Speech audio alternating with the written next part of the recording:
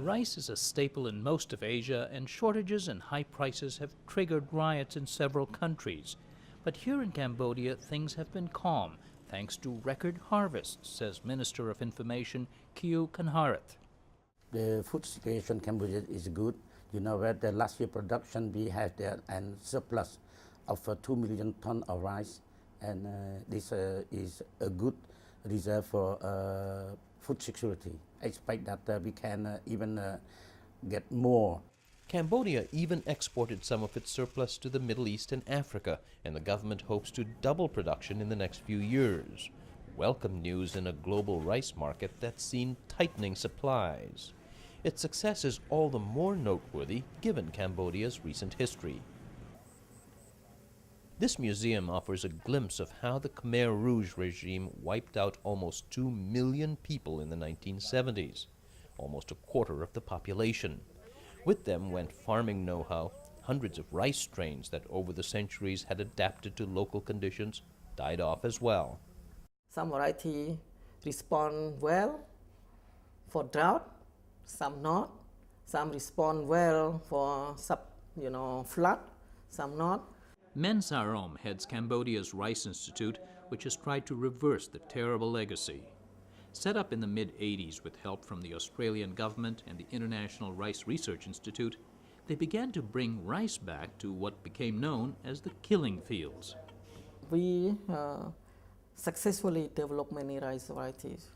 Now, were you developing new varieties or restoring old varieties, or both, a combination? Both. The Institute's extension agents like Hung Vuti work in the fields training or retraining farmers. We tell them to use the right type of seedlings, especially the ones from the Institute. Farmers find it easier to use chemicals because they don't need to work as hard, but it doesn't help them the next year because they have to keep buying it.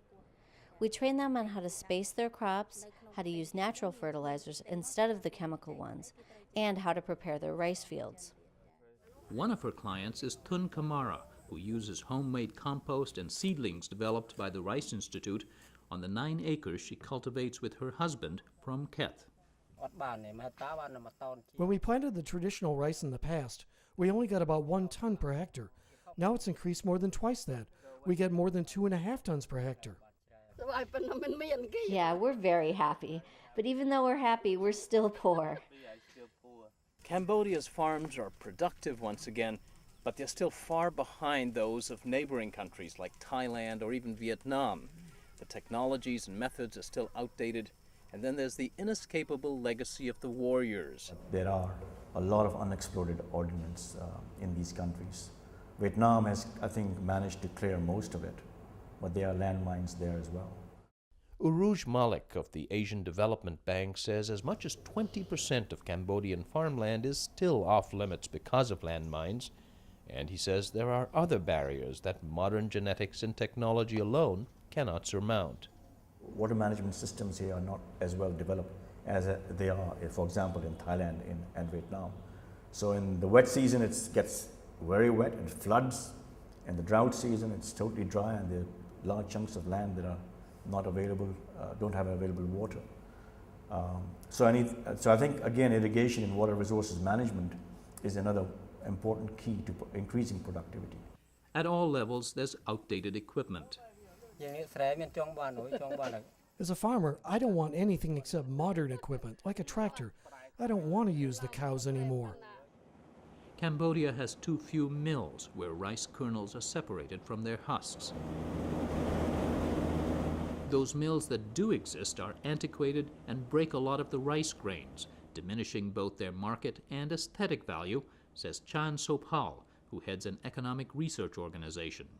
We have very poor post-harvest infrastructure, and much of the harvest has to go out immediately because there's no place to be kept.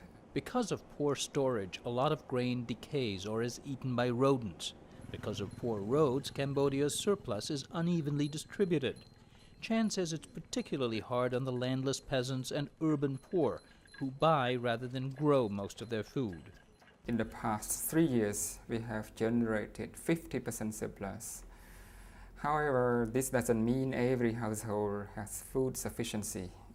There's a high level of inequality of land ownership. 20% of rural households don't own any land, agricultural land. Do you have any land for cultivation? No, I don't have land for cultivation. Among those answering a survey by Chan on food security was 68-year-old Praksat. She takes care of an ailing husband and cooks for an extended family of 7. How many times do you eat rice in a week? We eat rice 7 days a week, every day. We also eat fish every day, half a kilo.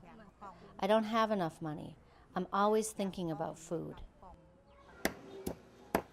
Despite the everyday struggles, many Cambodians take a historical view, especially those like Praksat, who survived the Khmer Rouge years. It's better than before. Now we have enough rice and food to eat, and we don't have to worry about being executed. And Cambodia is better off than many countries that must depend on increasingly scarce and expensive imported rice, says Chan. My feeling is the positive impact of high food prices is greater than the negative impact because we are a net producer. In other words, the gain from selling rice at a higher price is yielding dividends that offset the cost of buying higher priced food. Exactly. In the aggregate, but not... Right, in the aggregate, yeah. One measure of Cambodia's recovery is the World Food Programme's school breakfasts, which are made possible by food donations from rich countries. The program, which operates in 74 countries, has come under severe strain due to rising grain and freight prices. But in Cambodia, spokeswoman Koko Ushiyama says a remarkable thing happened. For the first time, we got a historic donation of 2,000 tons from the government of Cambodia for our school feeding and other vulnerable group feeding. So with the Cambodians, the other donors also came through, but we still need more resources. This year, she says, the Cambodian government has increased its rice donation to 3,000 tons.